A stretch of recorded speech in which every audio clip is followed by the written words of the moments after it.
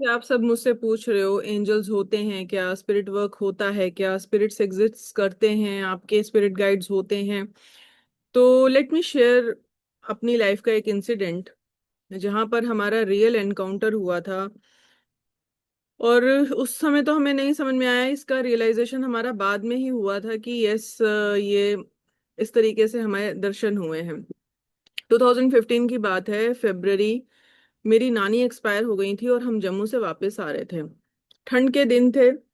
गाड़ी मेरे हस्बैंड चला रहे थे, मेरे फादर साथ में बैठे हुए थे को ड्राइविंग सीट पे, पीछे मैं, मेरी मदर थी।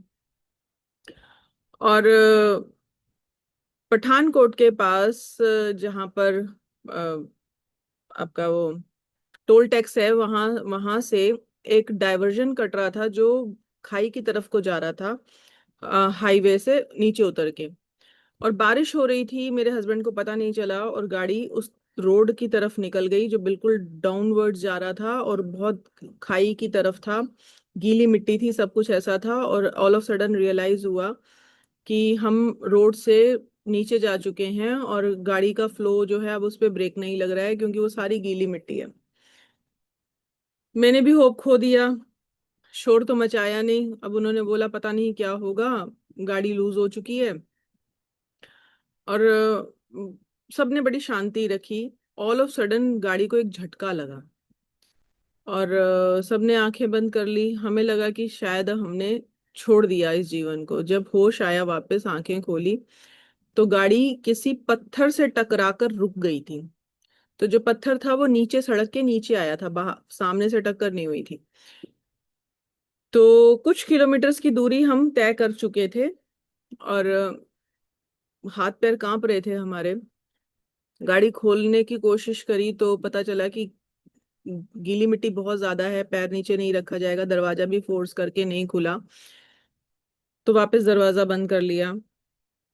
अचानक से मेरे फादर की साइड पर एक सरदार जी ने दरवाजा खोला। मुझे सबसे ज्यादा चिंता अपने फादर की थी क्योंकि मेरे फादर की जो बैक थी उसमें रॉड डली हुई थी, पेच थे।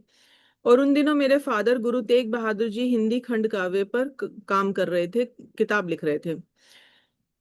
तो हमारे घर में बहुत ज्यादा गुरुद्वारा साहेब और ये सब बातचीत होना और इस तरह की बातें होना और गुरुओं की बातें होना बहुत ज्यादा था। तो मेरे फादर की साइड का दरवाजा खुला और एक मतलब अनयूजुअल सी पर्सनालिटी, एक लंबी हाइट, 6 सवा 6 फीट की और चौड़ी बॉडी, और उन्होंने एकदम से दरवाजा पूरा ऐसे धक्का मार के खोला और मेरे फादर को ऐसे करके उठाया और चल पड़े। तो मैंने बैक मिरर से देखा तो मैंने अपने हस्बैंड को बोला, मैंने कहा यार चल सकते हैं, थोड़ा मिट्टी में पैर धस धस के चलना पड़ेगा, वो तो पापा को लेकर जा रहे हैं। तो हम भी गाड़ी से निकले और उसके बाद उन्होंने हाईवे तक पहुंचा के उनको गोद से उतार दिया और नीचे बिठा दिया। और फिर उन्होंने बोला कि मेरे हस्बैंड को, मैं पीछे, लोहरी है, लोहरी एक ट्रक होता है, पंजाबी में लोहरी बोलते हैं, मैं उस लोरी में था और मैंने गाड़ी को ऑफ रोड निकलते देख लिया था और मैंने ये भी देख लिया था कि गाड़ी लूज हो चुकी है, तो मैं आपके पीछे था। और अब मैं आपको सपोर्ट कर देता हूँ, मैं आपको रस्सा वस्सा दे देता हूँ इस गाड़ी को पीछे टो करके लेकर जाने के लिए। चलो वो सब कुछ हुआ और वहां से हमने टो करके गाड़ी वापस हाईवे पर लाई। गाड़ी का कूलेंट टूट गया। तो ही सेड कि देखो मैं साथ ही चल रहा हूँ जब तक कोई नेक्स्ट वो आती है। रात का समय था, 10, 10:30, 11 बज रहे थे। तो मैं आपके साथ चल रहा हूँ, जहां जहां गाड़ी को जरूरत पड़ेगी मैं गाड़ी रोक के आपको हेल्प करूंगा, और जब आपको कोई वर्कशॉप मिल जाए आप गाड़ी कर देना जमा, और उसके बाद टैक्सी करके दिल्ली निकल जाना। तो हमने कहा ठीक है। तो हमने नंबर्स एक्सचेंज कर लिए, मोबाइल नंबर्स एक्सचेंज कर लिए, क्योंकि लोहरी से हाथ देना ऐसे तो पॉसिबल नहीं है ना जब गाड़ी गर्म हो जाएगी, क्योंकि कूलेंट टूटा हुआ है। तो कुछ समय तक, अब आप पठानकोट से लुधियाना तक का सफर लगा लें, अच्छा खासा है। तो वहां पर जब रास्ते में बीच में कहीं कहीं कोई 7 8 बार तकरीबन गाड़ी गर्म हुई और हमने उनसे पानी लिया, गाड़ी को वेट किया जब तक गाड़ी थोड़ा चलने लायक होती थी, तब तक वो भी पापा के साथ खड़े रहते थे, बात करते थे।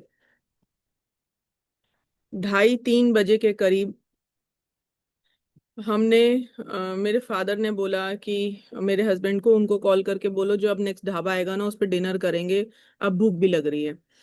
तो उन्होंने, वो भी हमारे साथ डिनर के लिए रुक गए। हमने डिनर किया। फिर उन्होंने बोला कि देखो कुछ समय के बाद अब आपके इतने किलोमीटर पर लुधियाना आने वाला है, और लुधियाना पर मारुति के शोरूम आपको जरूर मिल जाएंगे, और मेरा वहां से टर्न है। तो हमने कहा ठीक है।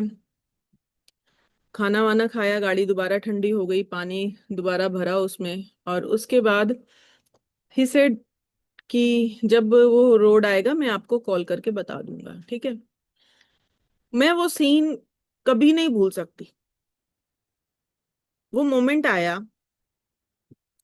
मेरे गूज बम्स आ गए। चौराहा आने वाला है, मेरे हस्बैंड को कॉल आया कि इस रोड से मैं लेफ्ट टर्न लेने वाला हूँ, और यहाँ से क्रॉस करने के बाद 3 किलोमीटर्स के बाद आपको मारुति का शोरूम मिल जाएगा, डिपॉजिट योर कार, और उसके बाद आप टैक्सी करके दिल्ली चले जाएं। और जैसे होता है ना लाइट जला के बाय बोलना, ही डिड दैट, और टर्न ले लिया। मुझे जहां तक याद है कि मैंने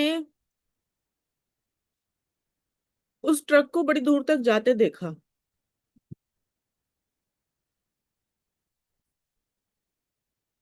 और वो ट्रक चला गया। आफ्टर 3 किलोमीटर्स हमें भी मारुति का शोरूम दिख गया, और हमने भी गाड़ी डिपॉजिट करा दी। वहां से टैक्सी करी, हम दिल्ली आ गए। सुबह जब हम दिल्ली पहुंचे तो मेरे फादर ने मेरे हस्बैंड को बोला, बेटा सरदार जी को कॉल करके बोल दो कि हम ठीक ठाक पहुंच गए।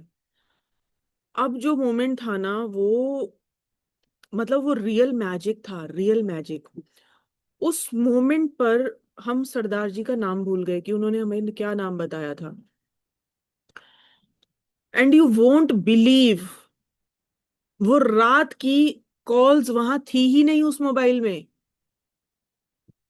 मतलब जब हमने 6 बजे जम्मू छोड़ा था, तो जो हमारी लास्ट कॉल थी ना 5 बज के कुछ मिनट की, वही कॉल उस फोन में थी, कॉल लॉग में थी।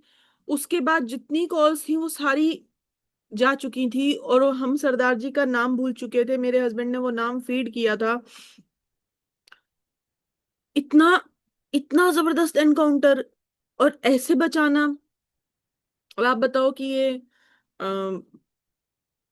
कोई एंजलिक इंटरवीन नहीं है तो और क्या है।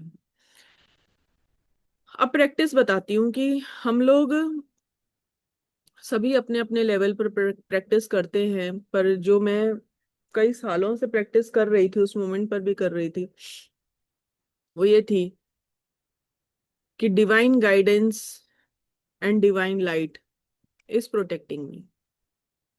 Divine guidance and divine light is protecting मी। आपको किसी को बुलाने की जरूरत नहीं है, वो अपने आप आ जाएंगे। बहुत कंफ्यूजन होता है, हाँ होता है। मेरे पास भी हैं आज अपने स्पिरिट गाइड्स, नाम भी बताते हैं, सब पता चलता है, वो एक अलग प्रैक्टिस है। आप जब बोलेंगे वो आपको ख्वाब में भी आके बता के जाएंगे। बहुत सिंपल होता है उनके साथ कम्युनिकेट करना। लेकिन अगर नहीं होता है, डर लगता है, तो सिर्फ इतना बोलना शुरू करें, आपके लिए गाइडेंस और प्रोटेक्शन आने लगेगा।